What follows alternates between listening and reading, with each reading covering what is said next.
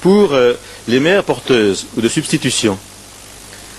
La légalisation de la maternité de substitution, appelée maintenant gestation pour autrui en vue de faire appel au bon sentiment, poserait problème quant au bien de l'enfant, quant à celui de la femme et du point de vue de la règle de droit. Il n'est pas possible d'ériger en principe que selon les paroles d'une ministre, l'enfant grandisse dans le corps d'une femme et dans le ventre d'une autre. Cela reviendrait à dissocier la dimension relationnelle et la dimension charnelle de la maternité. La grossesse est le temps d'une relation extrêmement intime entre la mère et l'enfant, d'une interaction sans nul autre pareil entre deux organismes. On tremble à l'idée d'une grossesse sans attachement. L'abandon prévu par contrat correspondrait à une rupture dans l'histoire de l'enfant et à une instrumentalisation du corps de la femme. Les principes de gratuité et d'anonymat ne pourraient pas être respectés. Ajoutons que son encadrement juridique ne supprimerait pas, contrairement à ce que certains croient, les complications, imbroglios, voire calculs cyniques, comme on a pu le voir dans des pays voisins comme la Belgique. Par ailleurs, il conduirait en profondeur à une redéfinition de la maternité et par là de la famille, lourde de conséquences, où la dissociation serait posée en principe. J'en viens maintenant au troisième sujet, le plus délicat, la recherche sur l'embryon. À propos de la recherche sur l'embryon, sur le fond, l'Église affirme une conviction qui est partagée par tous mes interlocuteurs. J'en ai été témoin à maintes reprises, celle de la dignité de l'embryon. À plusieurs reprises, le Comité consultatif national d'éthique a explicité ce principe. Ainsi, en son avis 8, je cite, « L'embryon humain, dès la fécondation, appartient à l'ordre de l'être et non de l'avoir, de la personne et non de la chose ou de l'animal. Il devrait éthiquement être considéré comme un sujet en puissance, comme une altérité dont on ne saurait disposer sans limite et dont la dignité assigne des bornes au pouvoir ou à la maîtrise d'autrui. » Plus récemment, en 2001, dans un avis concernant la précédente révision des lois de bioéthique, précisément, le comité affirmait « La position de fond défendue par le comité consiste à reconnaître l'embryon ou le fœtus comme une personne humaine potentielle dont le respect s'impose à tous. » L'Église catholique affirme cette limite plus radicalement que la plupart des autres courants de pensée, car elle pense que le corps et la personne sont indissociables. Principe d'unité que j'ai évoqué en commençant. Elle ne s'est jamais prononcée officiellement, ex cathedra, sur le statut ontologique de l'embryon.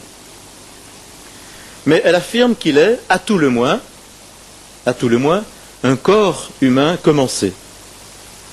Un corps embryonnaire, selon l'expression de la dernière instruction romaine. À ce corps doit s'appliquer le principe de l'indisponibilité. Beaucoup mettent en avant la notion de projet parental qui a été évoquée aujourd'hui. Ce serait ce dernier qui donnerait à l'embryon un statut humain ou une dignité de sujet. Parfois cela est dit explicitement, parfois. Cette position n'est pas tenable. Qui pourrait accepter que la volonté d'une ou deux personnes décide de l'appartenance ou non d'un être à l'espèce humaine?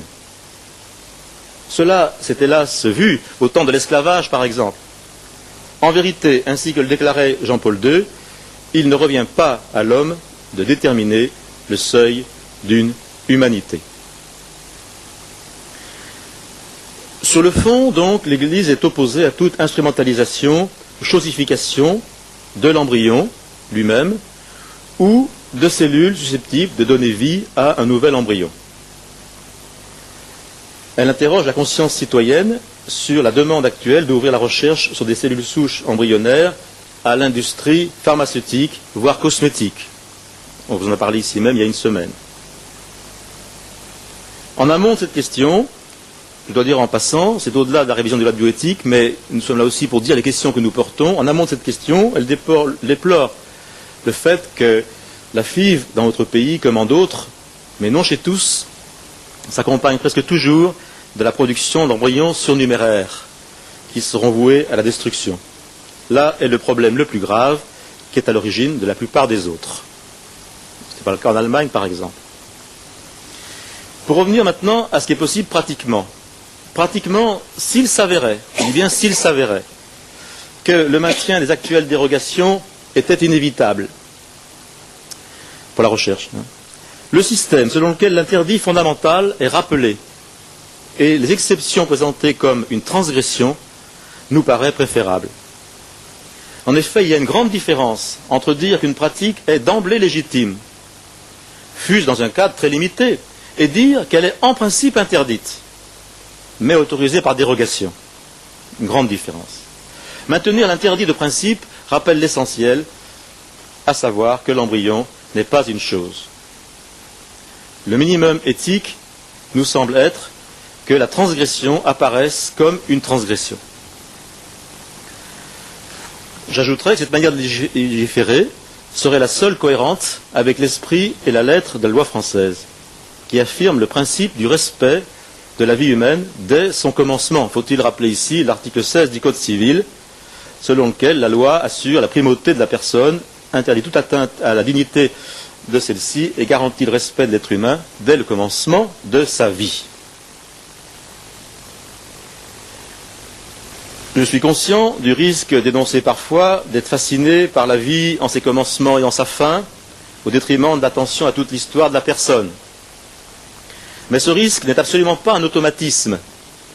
Prêter attention à ces deux formes de fragilité n'est pas exclusif de l'attention à d'autres formes de détresse. Au contraire, dans le regard porté sur la vie en ses commencements ou en sa fin, s'indiquent des options fondamentales qui trouvent des échos en d'autres domaines. On voit quelles conséquences éthiques aurait l'option de lier la notion de dignité, ou a fortiori celle de personne, seulement à des performances intellectuelles, relationnelles, finalement sociales. Comme le disait le père Olivier de Dinochin, les critères que vous prenez quant au début de la vie, vous les prenez aussi pour les vies nées. D'où un ultime point de vigilance qui pourrait prendre le nom de principe de vulnérabilité, moi aussi. Donc tous les trois nous aurons parlé de vulnérabilité. C'est à partir des situations de plus grande vulnérabilité que l'inspiration chrétienne interprète l'existence, l'enfant, le malade, le vieillard, la personne handicapée ou dépendante, l'enfant à naître. Le sort fait aux situations de plus grande fragilité sera notre critère de jugement éthique prioritaire. Ici comme ailleurs, selon le mot de l'abbé Pierre, l'Église catholique, et au-delà je pense, est appelée à être la voix des sans-voix.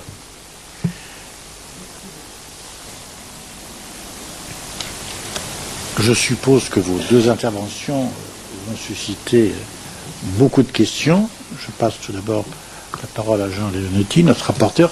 D'autres veulent s'inscrire dans le débat ?